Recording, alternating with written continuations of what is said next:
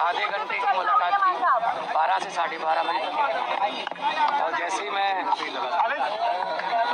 बैठा वहाँ पे मुलाकात की जो कुर्सी थी, तो बहुत दुख हुआ दिल को कि मतलब जो हार्डकोर क्रिमिनल होते हैं, जो खतरनाक अपराधी होते हैं, उनके वाली सहूलतें भी नहीं मिल रही हैं। मतलब क्या कसूर, क्या मतलब अरविंद केजरीवाल का कसूर क्या है? मतलब उसने अस्पताल बना दिए, यही कसूर है? उसने मोहल्ला क्लिनिक बना दिए, यही कसूर है? उसने बिजली फ्री कर दी, यही कसूर है? उसने स्कूल बना दिए, यही कसूर है? तो आप उनको ऐसे ट्रीट कर रहे हो जैसे बहुत देश का बहुत बड़ा आतंकवादी पकड़ लिया हो। मतलब जेल के मैनुअल को देखिए, जेल का मैनुअल देखिए, इसमें ये लिखा हुआ है 602 क्लॉज है, इसमें लिखा हुआ है however the superintendent of the prison may allow well-behaved prisoners to have face-to-face interview after giving due consideration to security and other related aspects। मतलब इससे पहले चिदम्बरम साहब जब अंदर थे तो सोनिया गांधी मिलने आती तो उनको 1 to 1 एक कमरे में बिठा के वो मुलाकात कराते थे। आज शीशे के पार जैसे बहुत बड़ा कोई हार्डकोर क्रिमिनल जो है वो बैठा हो सामने, शीशे के पार फोन पे बात करवाई। मतलब हद हैरानी की। मोदी जी चाहते क्या है? मतलब ऐसे ये ट्रीटमेंट मिलेगी क्या? आमने सामने नहीं हुई, शीशा लगा हुआ था, फोन पे उधर से फोन पे बात कर रहे थे, और शीशा भी ऐसा गंदा शीशा कि शक्ल भी अच्छी तरह के एक दूसरे की नजर नहीं आ रही थी। लेकिन ये जो चीज है ये बहुत ही इनको महंगी पड़ेगी, क्योंकि अरविंद केजरीवाल जो कट्टर ईमानदार है, जिसने पारदर्शिता की राजनीति शुरू की, बीजेपी की राजनीति खत्म की, उनको ऐसे ट्रीट किया जा रहा है। आज मुझे थोड़ा टाइम लगा अपने आप को संभालने में। एक सवाल है, मैंने अरविंद जी से पूछा कि आप कैसे हो? उन्होंने कहा चलो मेरी चिंता मत करो, ये बताओ पंजाब का हाल कैसा है? पंजाब में स्कूल बन रहे हैं अच्छे, पंजाब में जो गेहूं की फसल को मंडियों में उठाने का प्रबंध हो गए अच्छे, पंजाब में जो आम आदमी क्लिनिक अच्छे चल रहे हैं, पंजाब में बिजली फ्री मिल रही है। क्योंकि हम लोग तो काम की राजनीति करते हैं, हम नाम की राजनीति नहीं करते।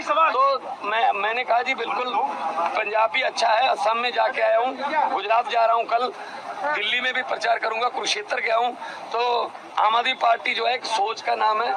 अरविंद केजरीवाल एक व्यक्ति को तो गिरफ्तार कर लोगे, सोच को कैसे करोगे? उसकी गिरफ्तार आप लोगों के लिए दिया था कन्हैया कुमार के लिए, वो खुद दिल्ली से इलेक्शन लड़े हैं। तो इंडिया गठबंधन का अपना फैसला है जी। एक सवाल कह रहा है कि केजरीवाल के जेल में आने के बाद पार्टी में भगदड़ मच चुकी है। कौन कर रहा है भगदड़? आम आदमी पार्टी एक डिसिप्लिन ग्रुप है। आम आदमी पार्टी एक बहुत ही मतलब डिसिप्लिन में रहने वाली जमात है। हमारी पूरी पार्टी एक साथ है, चट्टान की तरह हम अरविंद केजरीवाल के साथ खड़े हैं और आएंगे, बाहर आएंगे। और 4 जून को, ये बात मेरी नोट कर लेना, स्क्रीन रिकॉर्डिंग करके रख लेना, 4 जून को जब देश में रिजल्ट आएंगे तो आम आदमी पार्टी एक बहुत बड़ी पॉलिटिकल शक्ति बन के उभरेगी।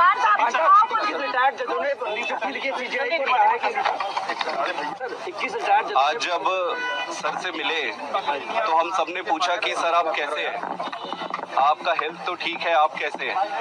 उन्होंने कहा कि मेरी चिंता छोड़ो, ये बताओ कि जनता कैसी है।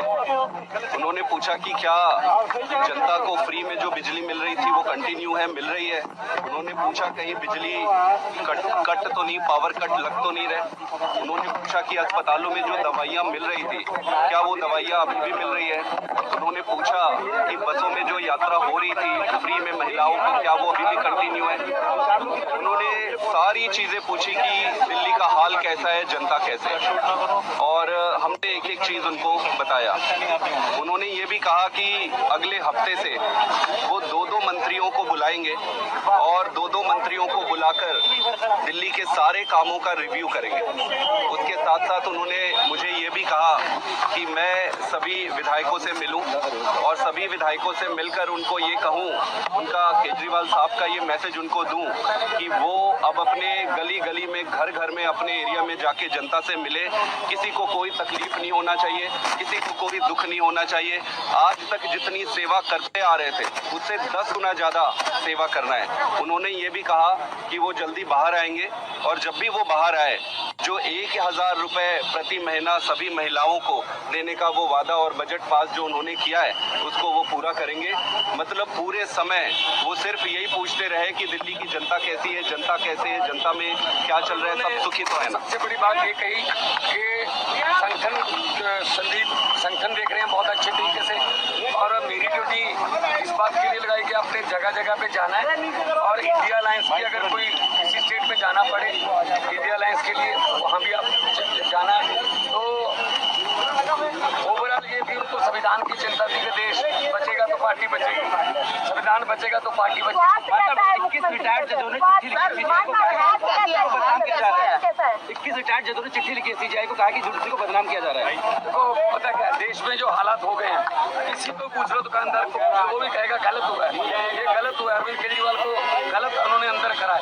ये सिर्फ और सिर्फ चाहते हैं विपक्ष ना हो, हम ही इलेक्शन लड़े और हम ही जीते। ये तो फिर पुतिन वाली बात होगी ना, डेमोक्रेसी कहाँ गई, ये तो डिक्टेटरशिप हो गई। इसलिए हम लड़ेंगे, देश के लिए लड़ेंगे, देशभक्त लोग हैं हम, और उन्होंने हमें ये अंदर से मैसेज दिया है कि बाहर जाके कार्यकर्ताओं को और सब एमएलए और मंत्री साहबानों को बोलो कि मेरी चिंता ना करें, जनता की चिंता करें। स्वास्थ्य ठीक है। देखो कौन सा कोई उधर दूसरी तरफ बिठा रखे थे, जब सोनिया गांधी चिदम्बरम को मिलते थे तो एक कमरे में बैठ के मिल लेते थे, प्रकाश सिंह बादल भी यहाँ मिलने आते थे तो कमरे में बैठ के मिलते थे। पता नहीं क्यों दुश्मनी इतनी है कि हमें आतंकवादियों की तरह ट्रीट किया जा रहा है। कोई बात नहीं, हम वो पत्ते नहीं जो शाख से टूट कर गिर जाएंगे। आंधियों को कह दो अपनी औकात में।